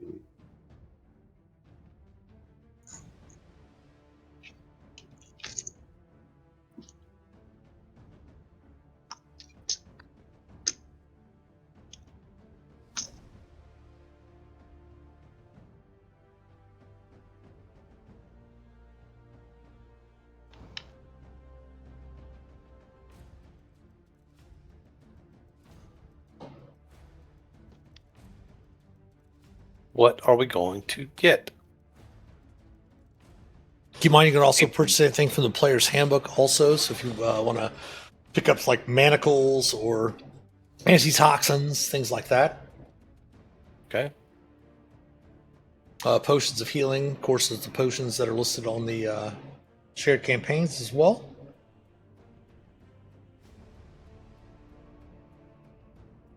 You can pick those up also. Okay. Well, Ulmor definitely wants some. Let's see, how many did he have left? He's gonna get another healer's kit, and so you'll have 3 total, or actually back up to 3. And potion of greater healing.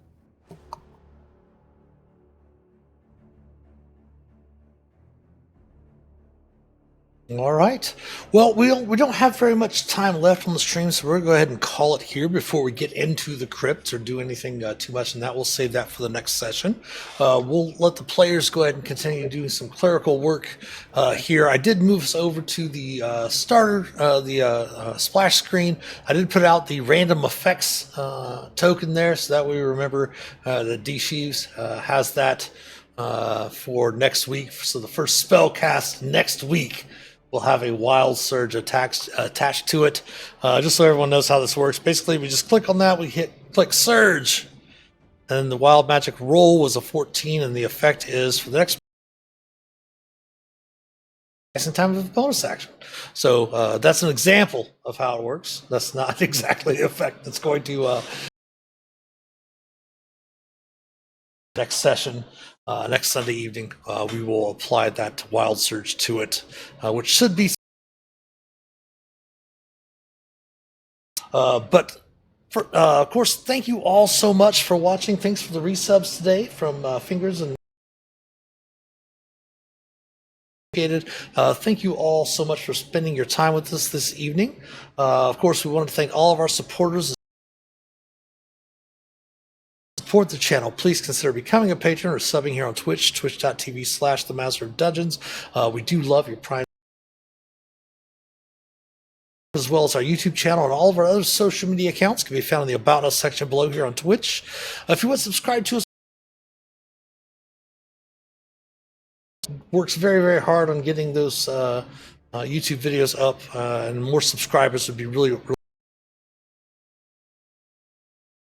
branching out to help him out to relieve him of some of that burden in the coming weeks as well.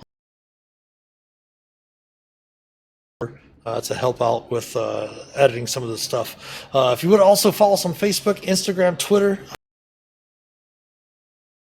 Share helps us immensely. If you want to stay in contact with us and chat about the streams, chat about D&D, chat about Adventures League, community Discord server where you can help shape an accepting, caring, and inclusive D&D community. The merch store is also will never be taken down because every month is Pride Month here at the Master of Dungeons Twitch channel. So check out some of the adventures that I've written, some of the adventures that I've been the story lead on. We do have those new links down in the About Us section as well. But thanks for watching. Do any of you have anything to add before we sign off for the evening? Nope. Thank you. Awesome session tonight. Again, things get a little hairy and tense, but our themselves up with their bootstraps, as it were, and we're able to precarious situations this evening. Don't forget, tomorrow night we will be back for our Around the Campfire stream. 7 Days to Die. We did start 7 Days to Die last week because it was the first day of the experimental taking 7 Days to Die out of alpha and into version 1. We did have came last week. We might play that tomorrow evening. We'll see how that goes. Of course, we do have our Dungeons and Deliberations a break week for the Vecna Eve of Ruin campaign, and of course we will have our probably not streaming on Thursday with it being Independence Day here in the States for episode 25 of Phandelver and Below, the Shattered Obelisk. Thank you all for watching tonight again, and we will talk to you all next time around. Please stick around for the we speak next. Happy adventuring. Take care.